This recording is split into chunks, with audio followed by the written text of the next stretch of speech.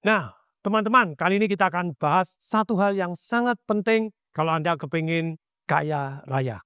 Yaitu apa? Tentang belief system kita atau keyakinan kita. Banyak orang punya keyakinan. Nah, keyakinan itu kalau kita yakin, maka kita akan melakukan hal-hal yang kita yakini.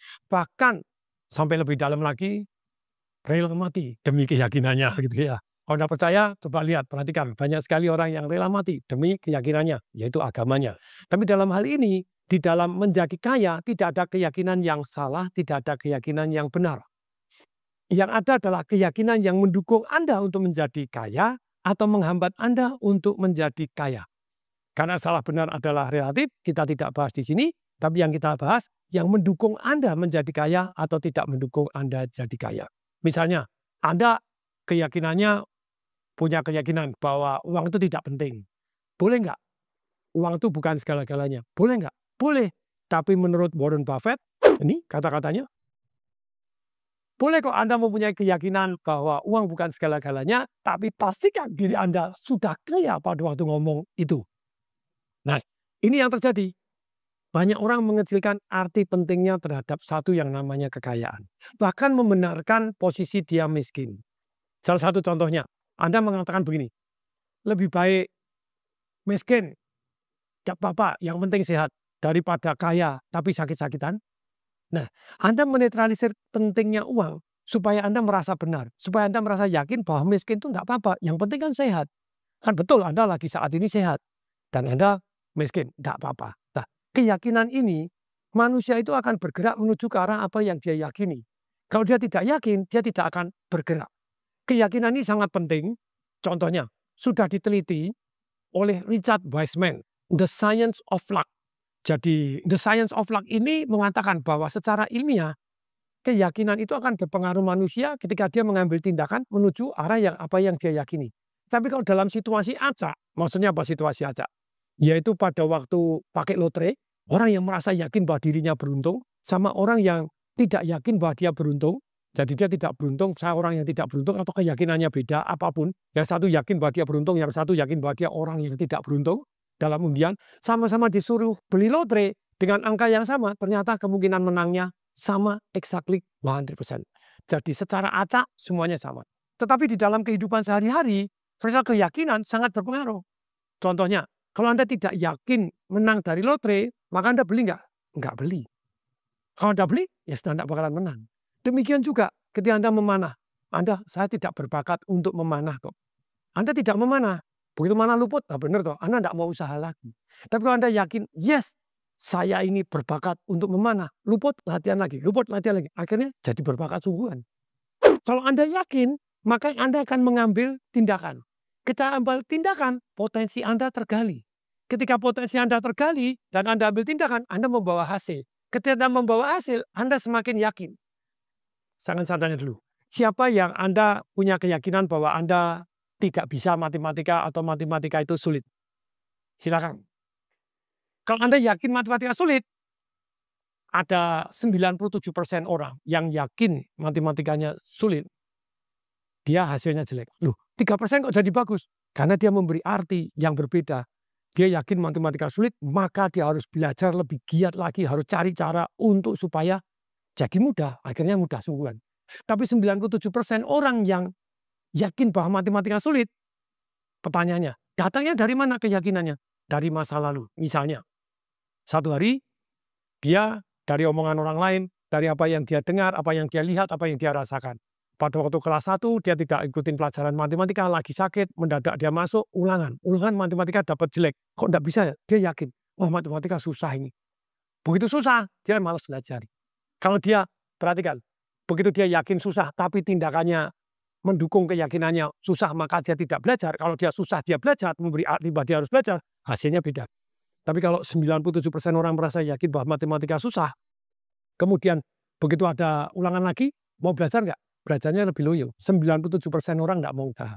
3% orang, yes saya mau usaha, dia akan sukses. Tapi kalau yakin dan kemudian membawa tindakannya berkurang, nggak mau belajar lagi, nggak mau les, nggak mau cari YouTube solusinya seperti apa, tidak mau cari solusi-solusinya, kemudian mengakibatkan potensi matematikanya dia terkubur. Ulangan kira-kira hasilnya jadi bagus atau jelek? Jadi jelek lagi. Setelah jelek, pertanyaannya, secara umum, Jadi lebih rajin atau lebih loyo? Lebih loyo. Tindakannya berkurang lagi, males lagi dengerin, sudah bilang sukses, tidak mau dengerin, tidak mau usaha, tidak masuk otak, merasa tidak berbakat. Kemudian kelas 3 dipanggil sama gurunya. Kenapa ini jelek-jelek ini? Wah, susah, aku tidak berbakat di matematika kok. Terus kemudian orang tuanya marah, panggil gurunya. Begitu panggil gurunya, Anda sudah takut. Sudah takut. Terus berikutnya ternyata orang tuanya ini begitu keluar, Anda takut dimarahin sama orang tua. Ternyata orang tua Anda ngomong gini, "Nak, kamu ternyata matematika tidak bisa ya?" "Oh, Pak, susah banget tuh aku gini tidak bisa, aku sudah belajar." Padahal belum. "Sudah belajar keras, jangan tetap tidak bisa, Pak, aku memang tidak berbakat." Mendadak papanya ngomong gini, "Oh, tenang, Nak. Dulu papa matematika juga tidak bisa kok, papa tidak berbakat." Langsung Anda makin yakin lagi. Oh, jebul gobloknya turunan. Papaku tidak bisa, maka aku tidak bisa. Teman-teman, kalau Anda merasa mendapatkan manfaat dari video-video saya, silakan subscribe dan Anda klik di loncengnya sehingga Anda bisa mendapatkan video-video saya yang terbaru, Anda dapat informasi. Kemudian share kepada orang lain dan like, karena kalau Anda share, ini saya belajar dari teman yang beragama Islam bahwa semua orang pasti meninggal dunia. Kalau Anda meninggal dunia, tinggalkan 3. Anak yang soleh, yang mendoakan orang tuanya baik, kemudian amal jariahnya, kemudian 3 ilmu yang bermanfaat. Kalau Anda share ilmu ini kepada orang lain dan ternyata orang lain bisa mendapatkan manfaat, kita mendapatkan pahala walaupun kita sudah tidak ada. Jadi please share kepada orang lain dan like. Semoga bermanfaat. Saya Tung Desemaringin mengucapkan salam dahsyat. Nah, ini ada tes. Sudah disurvei di satu universitas. Jadi dites di orang-orang yang kelas 1 SD, kemudian dites IQ. Kemudian yang goblok dilaporkan bahwa dia jenius. Yang jenius dilaporkan goblok. Gurunya tidak tahu, muridnya tidak tahu. Yang ngetes saja yang tahu. Kemudian setelah 1 tahun, ternyata murid-murid yang dianggap IQ-nya bagus, jenius, nilainya sungguh-sungguh lebih bagus dibanding yang pinter tapi dilaporkan goblok. Nah, ini yang menarik. Orang bertindak sesuai dengan apa yang dia yakini. Begitu dia merasa saya pinter, nah, yang dilakukan 97%, ada yang bisa pintar terus malah tidak mau usaha juga ada gitu ya. Tapi 97% orang merasa pintar, dia malu kalau dapat jelek. Begitu dia tidak paham, dia berani tanya, "Pak, ini maksudnya gimana? Dia berani tanya. Terus yang gurunya yang menganggap dia pintar, "Oh, ini jenius saja tidak paham." "Oh, ini tidak apa, jelaskan." Masih tidak paham lagi. "Tenang ya, nanti selesai pelajaran, maju lagi kita jelaskan." Begitu jelaskan, akhirnya bisa. Tapi yang goblok, begitu nanya, gurunya, ini goblok nanya lagi, ini gobloknya, "Sudah usah nanya, kamu les sana goblok, nggak usah nih." Nah, gurunya menghakimi dia goblok, muridnya menghakimi dirinya sendiri goblok, usahanya jadi berkurang. Kalau secara normal 97% orang yang yakin dia akan melakukan tindakan sesuai yang dia yakinkan. Tapi kalau dia yakin bahwa dia goblok, kemudian dia tindakannya, dia menunjukkan usaha lebih keras, dia jadi pintar. Lah, betapa pengaruhnya keyakinan ini terhadap kekayaan kita juga sama. Kalau Anda keyakinannya salah, bahwa ini tidak mungkin, selesai. Kalau Anda yakin, saya akan cari cara, saya harus, mendadak Anda akan ketemu caranya. Tapi keyakinan-keyakinan ini perlu diselaraskan dulu. Contohnya, ada keyakinan-keyakinan, sekali lagi tidak ada yang salah, tidak ada yang benar. Saya harus bekerja keras untuk menjadi kaya. Pak Tung, itu kan mendukung kita untuk jadi kaya. Enggak, mendukung Anda untuk kerja keras. Pertanyaan saya, apakah semua orang yang kerja keras jadi kaya? Enggak. Woi, tidak semua orang yang kerja keras tidak jadi kaya. Lalu terus keyakinan yang mendukung kita apa? Ini keyakinan yang mendukung. Saya harus kerja cerdas untuk membuat saya jadi kaya. Tentu saja kalau saya kerja cerdas dan keras, saya akan kaya lebih cepat dan lebih banyak daripada hanya yang kerja cerdas saja. Tapi yang nomor satunya kerja cerdas. Ini penting. Ingat ya, jadi bukan kerja keras. Kalau kerja keras harus membuat saya jadi kaya, Anda akan kerja keras terus. Apakah pasti kaya? Belum tentu. Karena Anda tidak cerdas, Anda kerja keras, bangun tidur jam 5 pagi, mohon maaf. Anda kerja jadi kuli terus, ya sampai malam, ya nggak kaya-kaya gitu. Bisa nggak kuli jadi kaya? Bisa kalau Anda menyisihkan dan investasi, belajar tentang saham, belajar tentang bisnis yang jalan tanpa Anda, hanya titik awal setelah Anda punya uang, uangnya Anda gunakan investasi, bisa kaya juga. Kuli juga bisa kaya. Tapi sekali lagi, tidak semua bidang bisa membuat Anda kaya dengan cepat. Nah, tadi pilih kaya yang cepat dengan cara kerja cerdas, baru kerja keras. Oke? Sekali lagi loh ya, saya tidak menolak orang kerja keras. Tapi cerdas dulu, baru keras. Oke? Anda yakin, cari kerja itu susah. Loh, kalau Anda bilang cari kerja itu susah, ya susah sungguhan. Cari kerja itu mudah, kalau tahu caranya. Ya. Saya akan buat videonya, Anda subscribe di sini, Anda klik lonceng, saya akan buat videonya bagaimana cari kerja dengan kemungkinan berhasil 98%. Kalau Anda tahu caranya, mudah cari pekerjaan, kan gitu ya. Oke, makanya ganti dulu. Berikutnya, ada keyakinan. Orang mati tidak membawa uang. Untuk apa mencari uang banyak? Tidak ada yang salah, tidak ada yang benar, tapi mendukung Anda atau menghambat Anda. Ini pernyataan benar sekali. Memang Anda mati tidak membawa uang. Maksud mati Anda uangnya dibawa Anda kan juga enggak. Kan ditinggal. Tapi pertanyaan saya, Anda pernyataan ini mengecilkan arti uang, menghambat Anda untuk jadi lebih kaya, atau membuat Anda tambah kaya? Kata-katanya tidak enak. Betul, uang tidak dibawa mati. Tapi kalau tidak punya uang, rasanya mau mati. Anda harus buat kalimat-kalimat yang mendukung Anda. Kalau Anda mengatakan kalimat-kalimat yang menghambat Anda atau menetralisir arti penting uang, maka secepat mungkin secara sadar Anda rela. Oh betul itu, tapi yang lebih betul lagi adalah ini. Nah ini contoh lagi. Uang bukan segalanya, uang bukan segalanya. Tapi segalanya butuh uang. Nah Anda netralisir, kemudian betul enggak? Betul itu betul, tapi ini yang lebih benar. Segalanya betul. Uang tidak. Sekali lagi, uang bukan segalanya betul, tapi segalanya butuh uang. Kalau tidak punya uang, yang lebih celaka lagi. Ini contoh lagi. Uang tidak bisa membeli cinta. Betul? Betul. Kadang Anda kaya, Anda ngejar orang, nggak bisa juga. Betul. Nah, tapi betul nggak? Waktu saya seminar, ada orang yang bilang, salah itu Pak. Uang tidak bisa membeli cinta. Lu kok bisa? Itu nggak tahu tempatnya aja. Kamu tahu tempatnya? Ya tahu Pak, banyak yang kita bisa beli cinta. Betul, kalau saya bilang, saya pernah mengalami. Pada waktu saya nggak punya uang, dihina-hina, susah. Ketika jadi salesman pakai mobil keren, begitu mahasiswa teladan, pintar, tetap aja ditolak gitu ya. Kenapa yang ditolak? Kayak yang ditolak punya keyakinan. Menikah jangan sama orang kaya. Nanti istrinya banyak. Pertanyaan saya, ada nggak orang miskin yang istrinya banyak?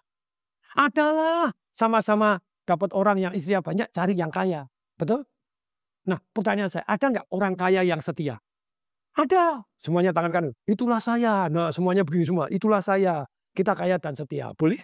Nah, silakan. Tapi dalam hal ini, jadi sekali lagi, keyakinan itu membuat kita mengambil keputusan dan membawa hasil dalam kehidupan kita. Kenapa orang tidak kaya? Salah satunya keyakinannya bertabrakan antara uang itu penting dan uang tidak penting. Uang itu, punya uang itu banyak bagus, uang banyak itu cilaka. Jadi Anda kan terus bertentangan di dalam kehidupan Anda.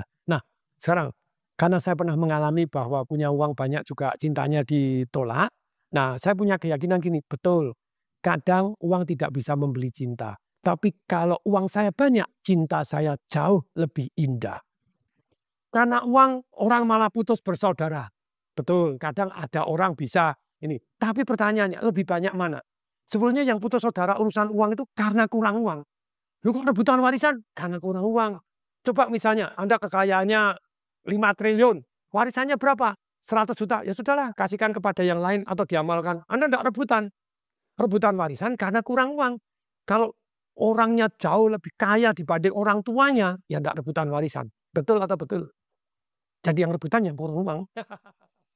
Uang tidak menyelesaikan masalah. Apalagi yang harusnya yang mendukung kita. Kalau Anda mengecilkan, uang kan tidak menyelesaikan masalah. Betul. Apalagi kalau tidak punya uang. Nambah satu masalah lagi. Sudah masalahnya banyak, tambah lagi tidak punya uang. Double masalahnya. Kapokmu kapan? Nah ini kan Anda punya keyakinan. Cari uang itu sulit. Tolong diganti. Enggak, cari uang itu mudah. Kalau tahu caranya. Dan saya akan terus belajar. Supaya saya tahu caranya. Nah kan itu keren toh.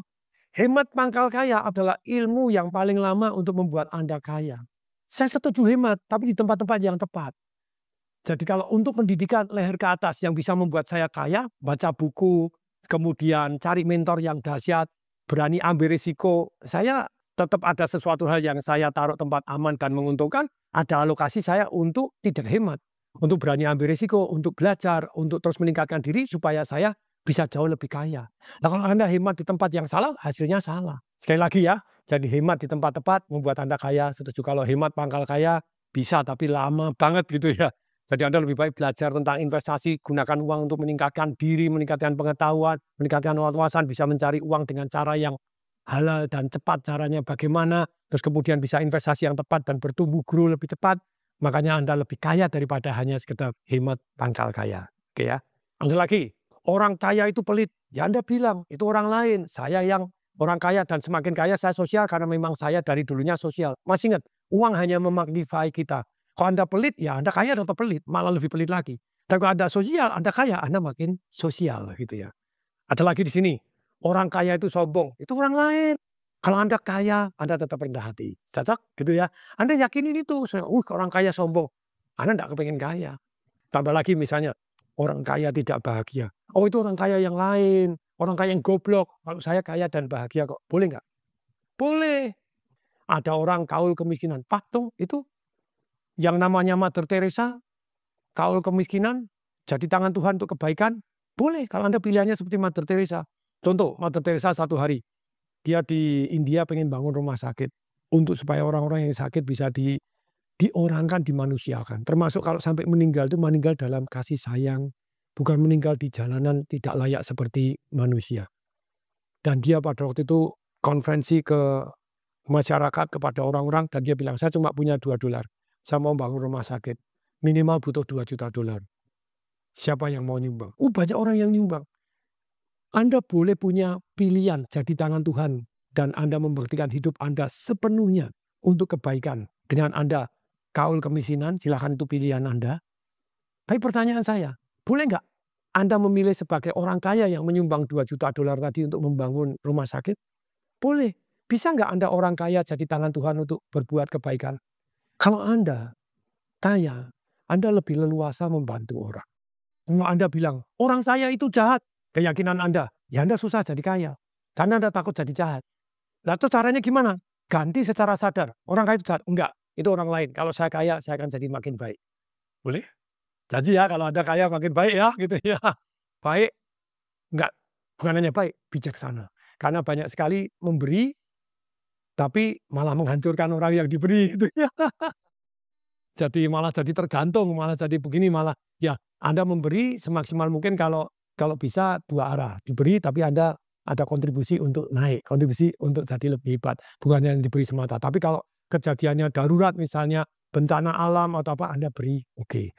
Tapi balik lagi kalau misalnya sesuatu hal ada kasih beasiswa untuk sekolah, boleh. Tapi dengan catatan nilainya jadi tambah baik misalnya begitu. Pemberian yang terbaik itu adalah ilmu pengetahuan yang baik yang dipraktekkan. Nah, makanya saya memberikan ilmu-ilmu ini semoga betul-betul bermanfaat untuk Anda semua. Sekali lagi, masih banyak keyakinan-keyakinan Anda yang sekiranya perlu diubah untuk mendukung Anda jadi kaya yang mana. Anda cari buku saya Financial Revolution gitu ya, cari di Google, cari di mana, Anda cari misalnya orang kaya itu hidupnya tidak bahagia, yaitu orang kaya yang tadi sudah ada.